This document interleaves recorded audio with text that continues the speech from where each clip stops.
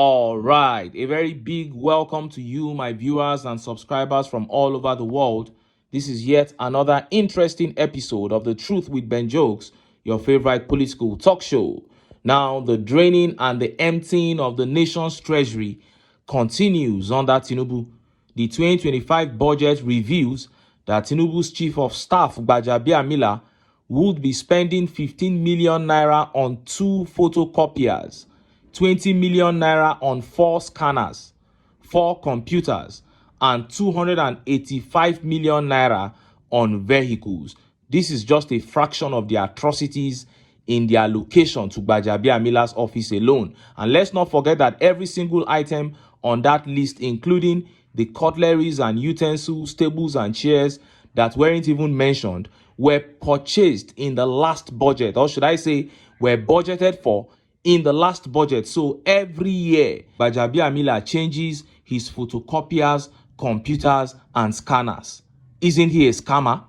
And to think that more than half of that budget is going to be financed by loans. So they take loans for the future generations to pay. And what do they do with the money? They embezzle the money under the guise of a national budget.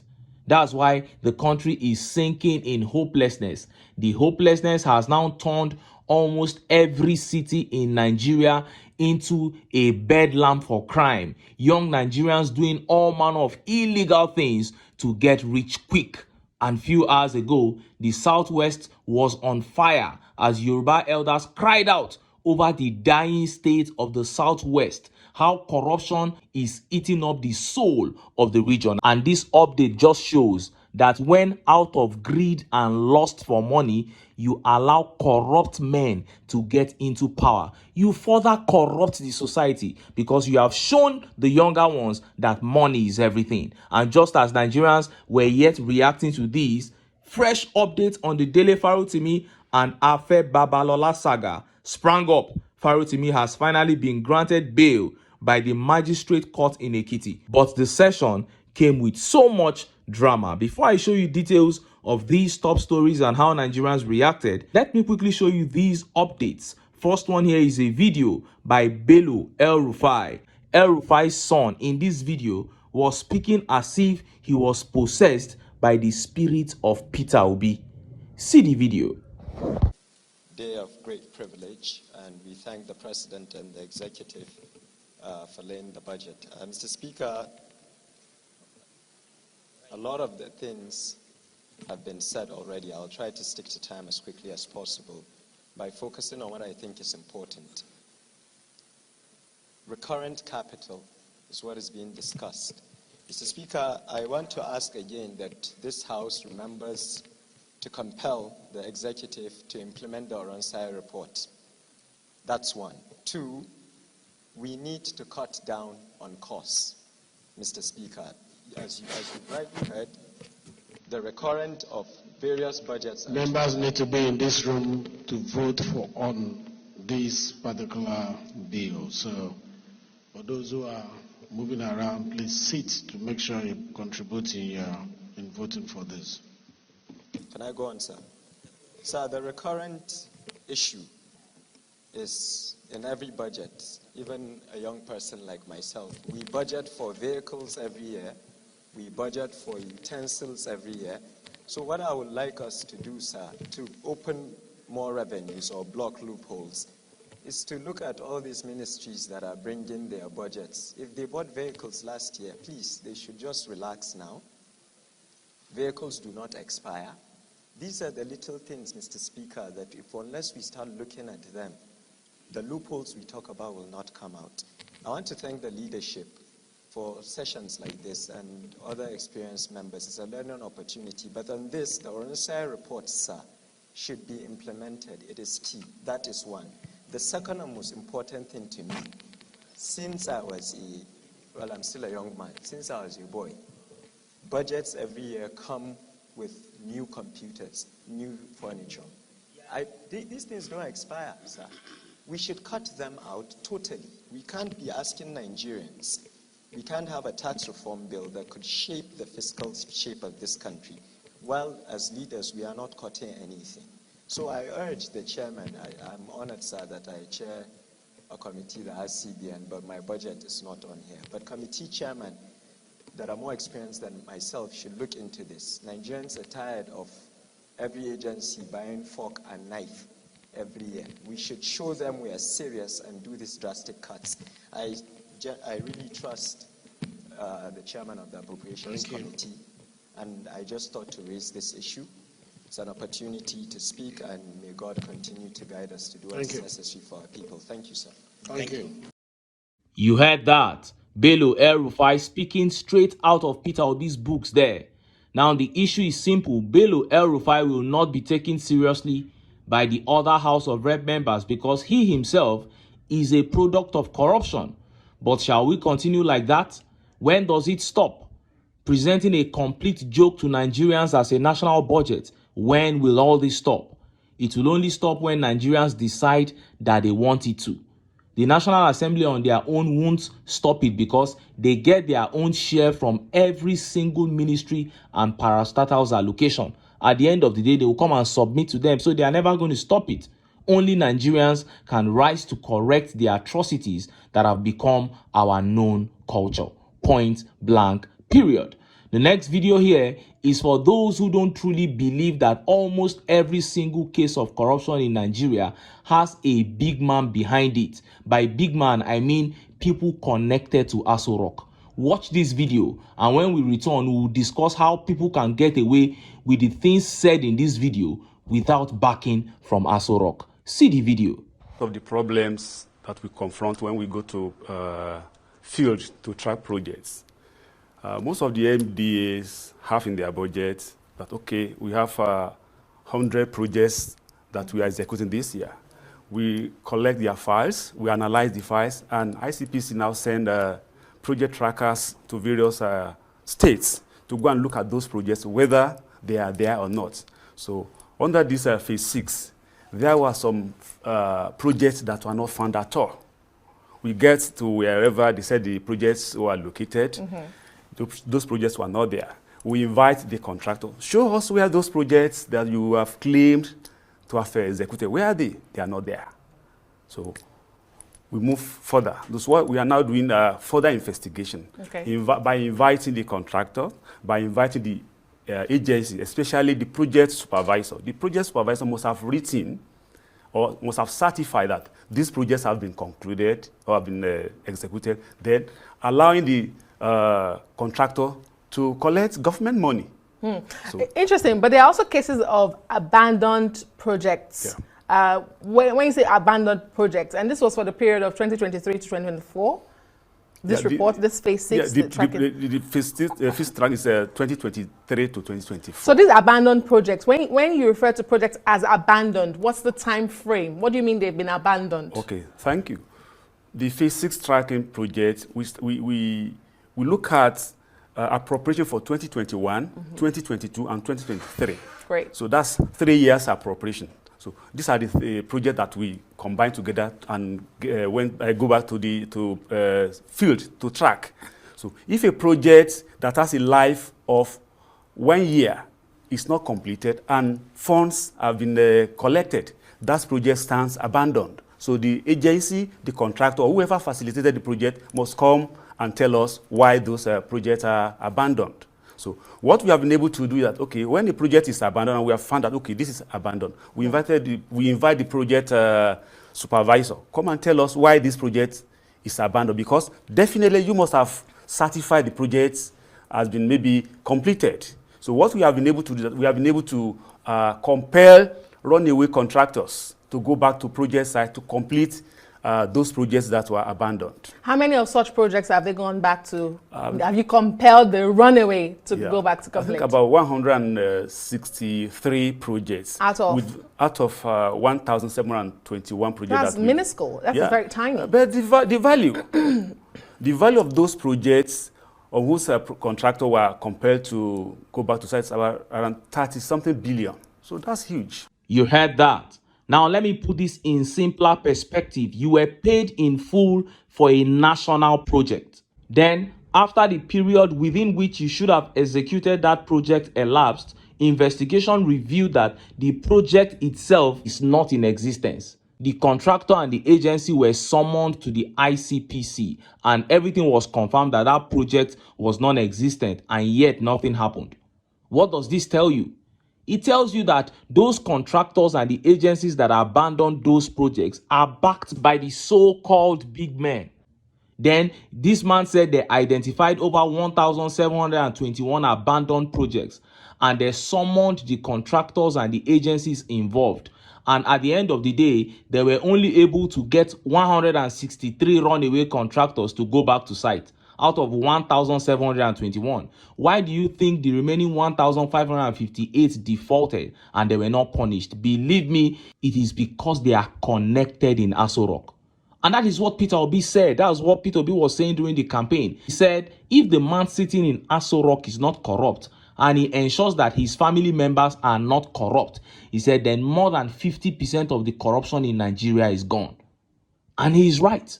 Because all these people, after perpetrating corruption, they fall back to Aso Rock to beg Madam, to beg Chief of Staff, to beg SGF, to beg the man sitting on the table himself. And because they are all corrupt together, they back them up and corruption continues. What a disaster. Now, let us look at details of the top stories. First is that outcry from the southwest. Yoruba elders are saying that their region is on fire. They are complaining about the decay that has driven up ritual killings in the last few months. This is what we get when we let impunity and corruption eat up our society, to the point that most people now believe that if you don't involve yourself in corruption, you cannot make it. And next is that fresh update on Farotimi and Afe Babalola saga. Farotimi finally granted bail after so much drama. Let's start by taking that update from the southwest. Look at how the papers reported it. Yoruba elders lament rising cases of ritual killings in southwest. Yoruba elders under the auspices of Karo Ojire Imi Oodua Foundation (KUF) yesterday expressed worry over the rising cases of ritual killing and body parts harvesting in the southwest. The Yoruba elders, in a statement by their Vice President Diaspora Council, Gbenga Adeusi, wondered how cases of human decapitation and harvesting of human bodies have now become a daily occurrence.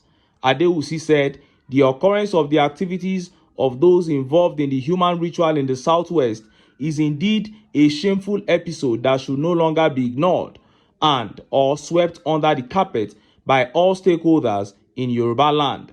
What makes the news alarming is the regularity of the sordid and inhuman activities and the various types of people involved, from Muslim imams to Christian pastors, from teenagers to old and young men and women.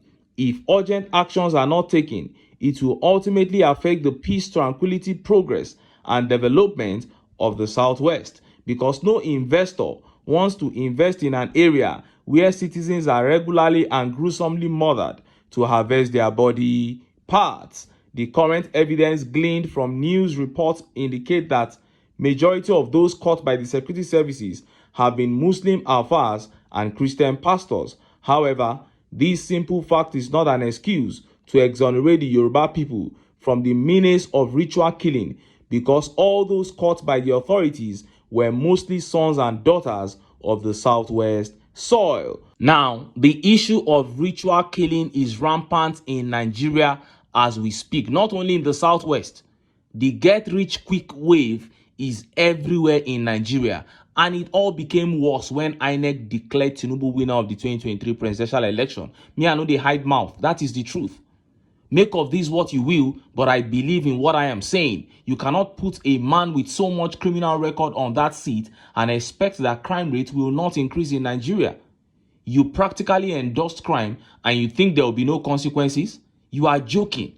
And this is not a matter that seminars and speeches or propaganda can address. To stop these ritual killings and this get rich quick wave, this belief that money is everything and we are ready to, set our morals on fire and everything. To stop all these things, we need to retrace our steps as a people and ensure that criminals are shamed in the society. But as long as we continue to honor them, the society will continue to decay. Now, let us look at that update on Farotimi as he was finally granted bail at the Ekiti Magistrate Court today.